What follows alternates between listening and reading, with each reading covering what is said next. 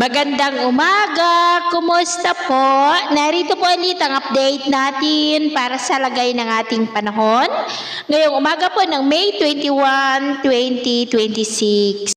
Sa ngayon po ay easterlies pa rin ang hangin na umiihip dito sa ating bansa at may daloy ng habagat pero hindi pa po nakakarating dito sa atin.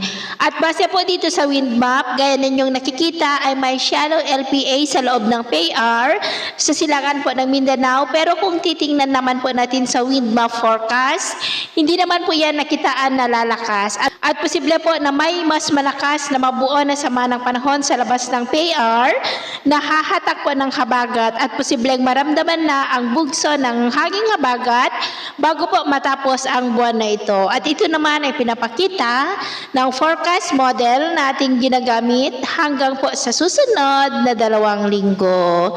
At sa lagay po ng ating panahon, ngayong madaling araw ay maayos naman ang panahon sa malaking bahagi ng bansa, pero may tsansa ng mga isolated rain sa ilang bahagi ng Bataan, Quezon, Marinduque, Catanduanes, Romblon, Pinamalayan, Bohol, Leyte, Eastern Samar, Dinagat Island, Mati at Zamboanga Peninsula. At mamaya po ay sisikat naman ang araw sa malaking bahagi ng bansa, pero may mga tsansa ng maulap na kalangitan na minsan ay may mga pulo-pulo na mga pag-uulan sa ilang bahagi ng Quezon, Marinduque, Masbate, Camarines Sur, Romblon, northern part ng Palawan, ilang bahagi ng Iloilo, Zamboanguita, Siquijor, Bohol, ilang bahagi ng Samar, Mati at Dipolog. At mamayang hapon, mas maraming lugar ulit ang makakaranas ng mas maulap na kalangitan with isolated rains, lalo na po sa ilang bahagi ng La Union, Ilocos Sur, ilang bahagi ng Cordillera,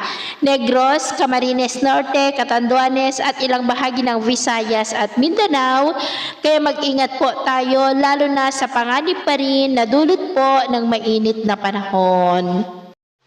At sa atin naman pong mga baybayin, wala naman po tayong nakataas na anumang gale warning signals, pero iba yung pag-ingat lamang po kung papalaot tayo para po mas makaiwas sa mga sakunang pangkaragatan.